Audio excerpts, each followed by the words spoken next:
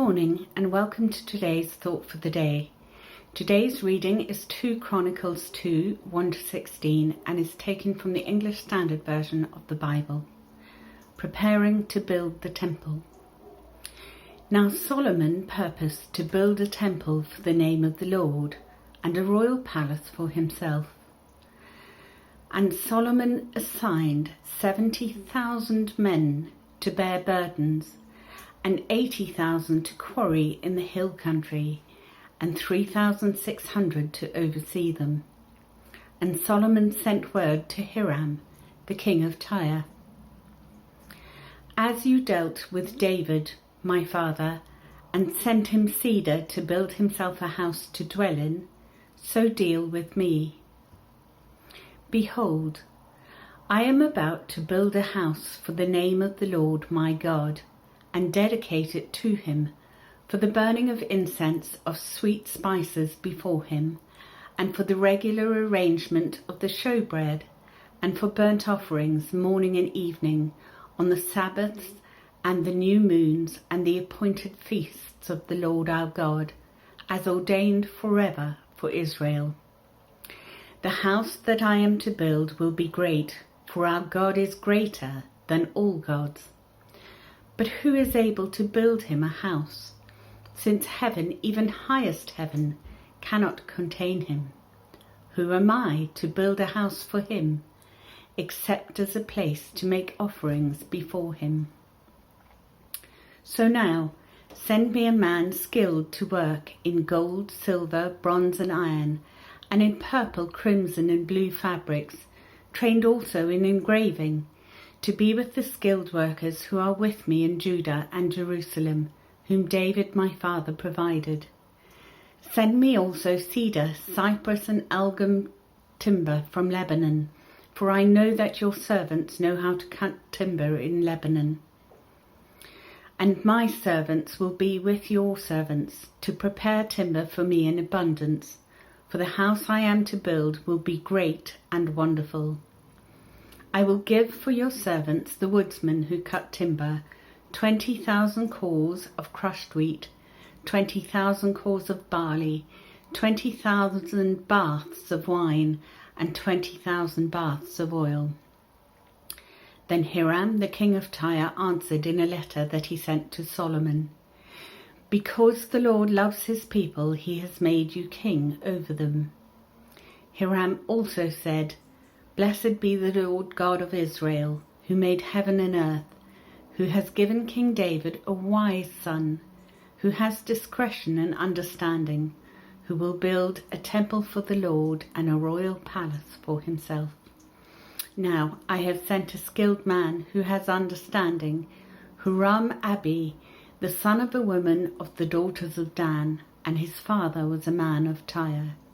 He is trained to work in gold, silver, bronze, iron, stone and wood, and in purple, blue and crimson fabrics and fine linen, and to do all sorts of engraving, and execute any design that may be assigned to him with your craftsmen, the craftsmen of my lord David your father. Now therefore the wheat and barley, oil and wine, of which my lord has spoken, let him send to his servants, and we will cut whatever timber you need from Lebanon, and bring it to you in rafts by sea to Joppa, so that you may take it up to Jerusalem. Matthew 6:3 says, But seek first his kingdom and his righteousness, and all these things will be given to you as well. In Kings we see that God offered Solomon anything he asked for. Solomon chose to ask for a discerning heart, to govern God's people well. And God replies, Since you have asked for this, and not for long life or wealth for yourself, nor have asked for the death of your enemies, but for discernment in administering justice, I will do what you have asked. I will give you a wise and discerning heart, so that there will never have been anyone like you, nor will there ever be.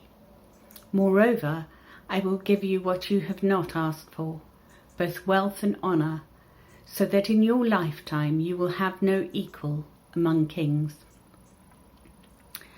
As a result of Solomon's humility and desire to benefit God's people rather than himself, his reign was a time of unparalleled wealth and prosperity for Israel. And so we come to today's passage. Solomon determined to build a temple. God had given the temple plans to his father David, and David had purchased the land on which the temple would be sited. Now it fell to Solomon to execute those plans, and he rolls into action with all the resources of the most powerful nation of the time. The temple was to be built with the best materials, the best craftsmen, unlimited manpower. And it was to be built using not only that which the nation of Israel could provide, but also the best that Solomon could acquire from other places. There is a glimmer of God's plan to build a house of prayer for all nations. This would be an extraordinary temple, shining with riches, gold and silver and jewels. Solomon says, "The house that I am to build will be great, for our God is greater than all gods." And yet he acknowledges that all of this is insufficient to house God. But who is able to build him a house, since heaven, even highest heaven, cannot contain him? Who am I to build a house for him, except as a place to make offerings before him? Solomon never expected the temple to be a place in which God could be confined. Instead, he intended it to be a place where people could gather to praise and worship God. The house must be great, not in proportion to the greatness of God to whom it is dedicated, but in some proportion to the great value we place on worship of him. I wonder if we sometimes try to confine God to church. If we sometimes act as though attending a service on Sunday means we have ticked the God stuff box for the week, and can then continue on our way without it having a great deal of impact on our lives. Solomon was able to build this great temple because God had blessed him with the resources to do so. No expense spared. So what do I do with the resources that God has given to me? What do I do with the opportunities he places in front of me? Can I honestly say that I spare no expense in giving of myself, my talents, and my resources? Let us determine to build God's church as Solomon did, according to God's plans, using every resource that he has made available to us without counting the cost. And may God use that church to display his glory to the world, shining out as Solomon's temple must have done. I hope you have a really good rest of your day.